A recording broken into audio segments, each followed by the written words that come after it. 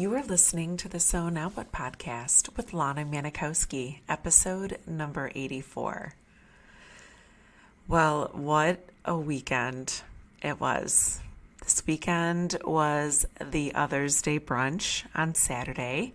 Saturday before Mother's Day is our Other's Day celebration every year, and I don't even know that I have the words to describe how overjoyed I am by the people that came to Chicago to celebrate. So many people from out of town, so many people here in Chicago, people that I didn't ever know or meet, but heard about the event and decided to find connection and create connection on a weekend that can commonly be hard for many.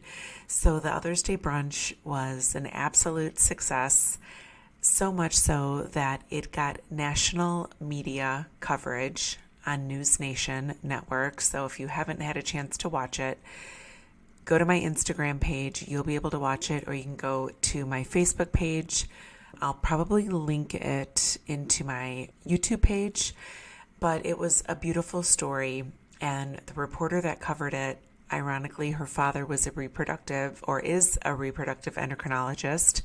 And I was just so overjoyed by her interest in having our story be told about how disconnected some women can feel around Mother's Day weekend and Mother's Day when they are either not moms themselves or they don't have a bond or a mom in their life that they're able to celebrate. So it was just wonderful. In our sister cities, I've been getting great feedback from them, and I'm just full of pride and also full of anticipation for what this holds, because I know that the response that we've gotten about the Other's Day brunch, I know it's not going to end. I know that there's so many women who are just going to continue to hear about it and realize that there is a place for them on Mother's Day weekend where they can go and fit in and feel loved and not feel so disconnected. So if you didn't get to join us this year in Chicago, please plan on May 11th of 2024 being here in Chicago for the Other's Day brunch. Another big thing this weekend, in addition to the Other's Day brunch and being interviewed live on a national news network, it was my birthday. So I had a birthday on Sunday, yes, on Mother's Day, and I wanted to talk about birthdays this week because there's a lot of women as they begin to age and become further and further away from their vision of motherhood and their biological clock that takes them further away from naturally being able to conceive. There's a lot of women that feel a lot of disconnection around birthday time. And I know that that was something that I did for a long time. So I'd love to talk about that this week and talk about what it is that you're feeling as a birthday is approaching for you and what you make it mean when you grow another year older. And maybe what we can do to reframe the fear that we have about aging and the things that we make a birthday mean to us when we are childless, not by choice. So think about, if you can, what getting older means to you. For some people, you may think that it's less time to do what you want to do. It may be that things are becoming more and more apparent, that they did not turn out like you thought that they would. And that might give you some anxiousness. And if you're feeling that and seeing that, I get it. I spent a lot of time feeling very disconnected from this aging that I was experiencing and this life that I was living because it looked so different than I thought it was going to be. So I'd like you to first think about what it is you want to do. If you're thinking about all these things that you have yet to do, take some time to write them down actually give yourself an opportunity to pay attention to what is that thing or two or three that you are like feeling anxious that you haven't accomplished yet in your life. And don't fear writing it down because it seems unattainable to you. Think about just writing it down without judgment and get curious about what are some of the things that you are wishing you would have done by now, or wishing you had the opportunity to pursue, and put it down on paper and just sit with it for a little bit. Think about what part of the thing that you're wishing to accomplish, what part of it attracts you. Is it something that you always thought you wanted to do, or is it something that you truly do want to do? Is it something that is in alignment with who you are today and the life that you've experienced to date?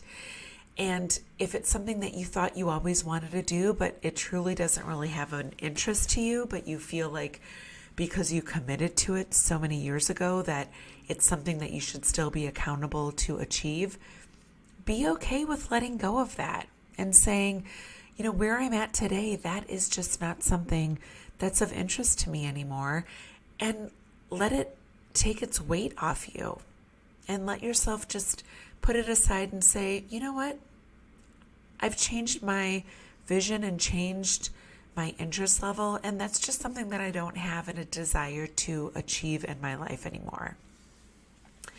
I also think some of us become afraid of aging and getting older because as women without children or women who are childless, not by choice, for us, we have this fear about our end of life. So as we add another year onto our age, we are subconsciously becoming more fearful about how we will end up aging and what life will look like as you get older. Who will take care of you? Who will pay attention to you? Who will come visit you? Who will take you to doctor's appointments? All these things that, yes, I understand seem really scary and a lot of unknowns. But what if we allow ourselves to say, you know what, right now, I'm going to grow another year older and I'm not going to worry about that part of my life yet. I'm not going to fear that part of my life yet, but I am going to take opportunity to see what it is that I want to celebrate that's in my life right now. Because I think it's so easy for our minds to take us to this place of the unknown and forget about where you are today. And you skip over this amazingness and this growth and this opportunity to really celebrate the woman that you are in this age and in this life right now, because the fear overshadows the ability to focus on who you are. So maybe start to think about what are some of the things that you accomplished in this year. That's something that I did coming on the last couple days of, leading up to my birthday. I really gave myself an opportunity to recall all the things that I did this year. And this might help you if you go through your camera roll. Start with, for me, my birthday's in May. So I started in May of 2022. And I looked through everything that I had a picture of in that month. And it helped to really jog my memory of some things that I did, some fun times that I had, some people that I met, interactions that I had with others, successes in my workplace, things that I did in my coaching community. So maybe go through your camera roll and go by month and create a list of the things that stood out for you when you look through your camera roll or when you think about some things that you've done, and build some opportunities for yourself to recall all the wonderful things that you did accomplish in this year, and allow that to outweigh the fear that you have about the things that are unknown to you. and the things that you might be fearing that potentially might not ever happen. You might not grow old alone in a nursing home. Like, we just are very attached to believing that as women who are childless, not by choice. But what if that's not even going to be something that happens to you, and you've spent all this time fearing it and overlooking the things that you've continuously shown up for yourself doing in your life? So when you think about, listing out all those things, really allow yourself to say, what are some of the things that I did in this year, in this past year, leading up to my birthday? And what are some of the things that you want to continue on doing in this next year? What are some of the things that made you feel really, really good that you want to elaborate on, or maybe be part of a regular routine for you, or something that you commit to doing every year? And how can you bring more of that into this year ahead for you?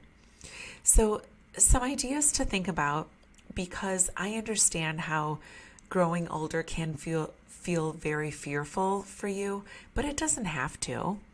It could just be part of life. And imagine what it would feel like to be excited about celebrating a birthday, and to be excited about celebrating all of the beautiful things that you just innately accomplish and do every day in your life, or the life that actually, when you look through that camera roll, you see it ain't half bad. But for some reason, there is this story that has just repeated in your mind, telling you that getting old is scary, and getting old is a representation or an opportunity to point out things that maybe don't make you feel so good. And just allow that chatter to maybe listen to it, allow it to show up, and then just say, thank you. I listened to you, and I've decided that I don't want to believe that story, or maybe I don't want to believe that whole story. And decide what parts of your story you want to believe. So happy birthday to me. I'm very proud of the community that I have continued to build in this year of my life. And I couldn't have done it without each of you who have come and celebrated the true and the real and the raw emotions of being childless, not by choice, or childless after infertility. And I really am so appreciative that you allow me to come here every week and create a connection, not only for me, but with you and to you, because you might hear a lot of your story through me telling mine. And that's what really motivates me, is to continue to tell my story, because I know for so long how silent I kept about my story, because I had a lot of shame about my infertility and about my inability to become a mom. And to be on this side of things and to be able to share this every week publicly with you and the rest of my listeners and supporters, I really am just so excited about what is ahead for me. And I no longer fear getting old, because I know that my life is just starting to bud and blossom, because I am living this true version of me, and recognizing that the circumstances that I've had in my life don't have to hold me back. And I hope the same for you in this year of your life. So before I let you go for this week, I just want to tell you that this next round of Thrive After Infertility is going to be starting in June. So if you've heard me talk about the mastermind and it's something that is of interest to you, I encourage you to apply. The application is available on my website or in my Instagram, in the link tree in my Instagram. And if you've been thinking about creating a life that you can truly love, where you want to thrive and feel fulfilled without the children you always dreamed you would have, and meet some awesome women along the way, the Thrive After Infertility Mastermind is where you can do just that. So Thrive is a 12-week small group class of women just like you who are seeking growth beyond their infertility. And it is such a magical experience. And even seeing at the Others Day, I had a group that went through Thrive some months back that only met over Zoom every week, and they all came in and met in person for the first time at the Others Day brunch.